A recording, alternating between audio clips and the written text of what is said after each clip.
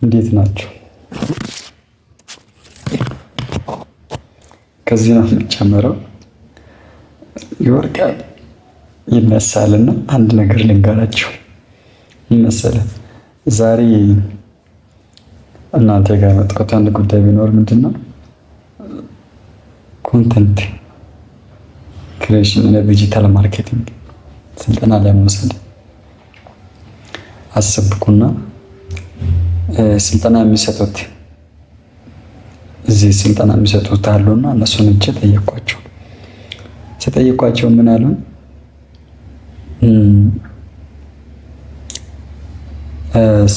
ሶስት አይነት አማራጭ አላቸው። ለምሳሌ ምን ናቸው? የአንድ ወር አለ፣ የሶስት ወር አለ፣ የስድስት ወር አለ፣ የ12 ወር አለ። እዛ ጋር ትልቅ ልዩነቱ የተፈጠረው ምኑ ጋር ነው? አጭር ጊዜ የሚባለው የአንድ ወር ነው። አንድ ወር ውስጥ ያው አንድ ወር ነው 28 ቀን ይባላል።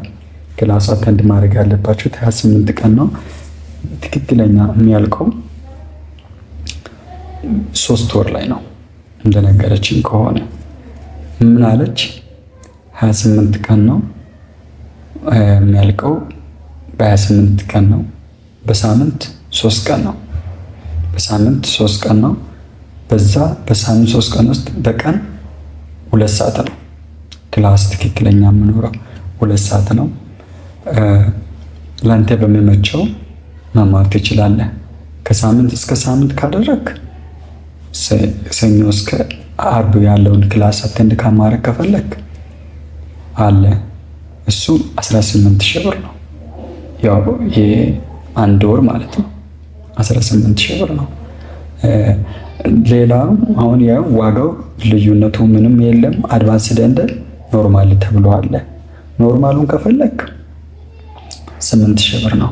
እሱም ያካትተው ኮንቴንት ክሬሽን ብቻ ነው። ዲጂታል ማርኬቲንግን አያካትትም አለች። ዲጂታል ማርኬቲንግ ከወሰድክ አድቫንስድ ዲጂታል ማርኬቲንግ ከወሰድክ በውስጡ ወደ 10 አይነት ፓኬጅ ይኖራሉ አለች። ቪዲዮ ኤዲቲንግ አለ፣ ግራፊክ ዲዛይን አለ፣ ስክሪፕት ራይቲንግ አለ፣ ማርኬት ሪሰርች አለ እና ብዙ አይነት ነው። በውስጡ እስከ 10 ነው የነገረችኝና እሱ አለ። ያንን ከፈለክ ትችላለህ። 18,000 ብር ነው አለችኝ። እሷን እንደዛ ስትለኝ ጥያቄ ያለኝና ምንድነው ጥያቄ? አሁን ኮንተንት ክሬተር ስቱደንት ስትሆኑ ወይም ዲጂታል ማርኬት ስትሆኑ የሚያስፈልጉ ማቴሪያሎች አሉ። ለምሳሌ እናንተ ፕሮጀክት ስትሰሩ ያንን ፕሮጀክት ለመስራት የግድ አፕሊኬሽን ያስፈልጋል። ፕሮጀክት የሚሰሩበት ኢንቫይሮንመንት ያስፈልጋል። ኢንቫይሮንመንቱ ምንድነው? አሁን ለምሳሌ አዶቤ ፎቶሾፕ ግራፊክስ ዲዛይን ለማድረግ አዶቤ ፎቶሾፕ፣ አዶቤ ኢሉስትሬት፣ አዶቤ አፍተር ኢፌክት እና ሌሎችም አፕሊኬሽኖች አሉ። እነሱን ከፍለክ ነው የምታገኘው አለች። እሱን ስጠይቅ እሱን በነፃ ነው የምትሰጡት ወይ ብዬ ስጠይቃቸው እነሱን ከፍለህ ታገኘዋለህ። ይለያያል፣ ቨርዥኑ ይለያያል። 2025 የምትፈልግ ከሆነ እስከ 5,000 አለ። ደግሞ የካትካት ፕሮን እና ካንቫ ፕሮን ከፈለክ እነሱ በየወሩ ይከፈላል። በየወሩ ትከፍላለህ አለችኝ። አልኩ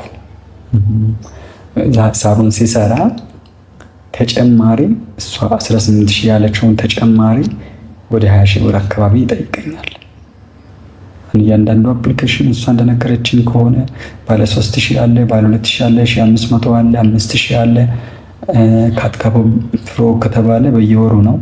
በየወሩ ሲባል ደግሞ የምንከፍለው በዶላር ነው።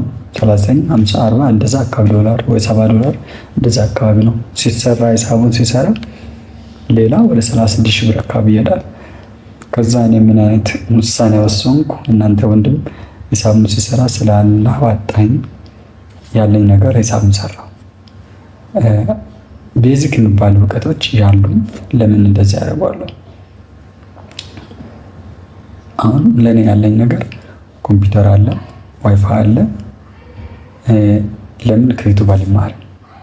እንደኔ እያላችሁት እንዳትከፍሉ። እንደኔ እያላችሁ ባይኖርም እናንተ እዛ ከፍላችሁ መማር ብታስቡ ራሱ የለም ከእውቀት ነፃ የሆነ ሰርቲፊኬት ነው የምታገኙት። ብዙ ኢትዮጵያውያን የሚሞቱበት ትምህርት ካኩልም ይሄ ነው። ምንም ፕሮጀክት የምትሰሩት እዛ ከፍላችሁት የምትሰሩት ነገር መታችሁ እናንተ የራሳችሁ ለአፕላይ ማድረግ ማትችሉት ከሆነ ያ እውቀት ያ ሰርቲፊኬት እውቀት የሌለው ሰርቲፊኬት ነው የሚሆነው፣ ሰርቲፊኬት ብቻ። ስለዚህ እንደዚህ እንዳይሆን ምን አደረው? ፕራክቲካል ማድረግ ነው ወሰንኩ። በቀን 2 ሰዓት በሳምንት 3 ቀን በ3 ቀን 2 ሰዓት 6 ሰዓት ያለችውን እኔ በቀን 2 ሰዓት ኢንቨስት አደርጋለሁ። እያንዳንዷን ፕሮጀክት ላይ የምትሰሩ ፕሮጀክቶች ከኦንላይንም ከምንም ፈልጌ እንትኖቹን አገኘሁት፣ ሶርሱን አገኘሁት፣ ማቴሪያልን አገኘሁት። በቀን 2 ሰዓት ኢንቨስት ባረግ በሳምንት ስንት ሰዓት ነው? በሳምንት 14 ሰዓት አለኝ። አሁን ለኔ ይኖረኛል ከሚሰራው ስራ ውጭ። ከስራ 3 ሰዓት ማታ 3 ሰዓት እገባለሁ። እስከ 5 ሰዓት እራት ምናምን እበላለሁ። እስከ 7 ሰዓት ኢንቨስት ያደረኩ ብቆይ ይቆያለሁ። አሁን ቲክቶክ ስጎረጎር እስከ 8 ሰዓት ቆይቼ 2 ሰዓት ወይ 4 ሰዓት ተኝቼ ተነስቼ ጠዋት ስራ እገባለሁ። እንደዛ አይነት ነገር ስለሆነ ምን አይነት ውሳኔ ወሰንኩ? በራሴ ላይ ማለት ወሰንኩ። ስለዚህ እያንዳንዷን ፕሮጀክት የሰራኋትን ፕሮጀክት እዚህ ዩቲዩብ ቻናሌ ላይ ፖስት ማድረገው ይሆናል። እንደ እኔ ወስናችሁ መማር የምትፈልጉት በቂ መረጃ መጠየቅ ትችላላችሁ። ቴሌግራምን ጆይን በማድረግ አብረን እንማር። ማቴሪያል እያላችሁ ሞቲቬት የሚያደርግ አይነት ሰውን ካጣችሁ እናንተ ወንድም አለው አብረን ጀምሬያለሁ። ይሄ የመጀመሪያ ቀን ቪዲዮ ነው። ሰብስክራይብ ማድረግ አግዙ። ቻናሌ ይሄንን ይመስላል። ሰክሰስ ዊዝ ተመስገን ነው። ስኬትን በጋራ ብያለሁ። ገና ላይ ይገዛል። በቃ የሚያስፈልጉ ነገሮችን እነሱ የጠየቁ 36 ሺህ ብር አይደል? በቃ አቻችዬ በቃ እገዛለሁ። የሚያስፈልገው ነገር ምርጥ ስቱዲዮ እንገነባለን። እወዳችኋለሁ። ታንኪዩ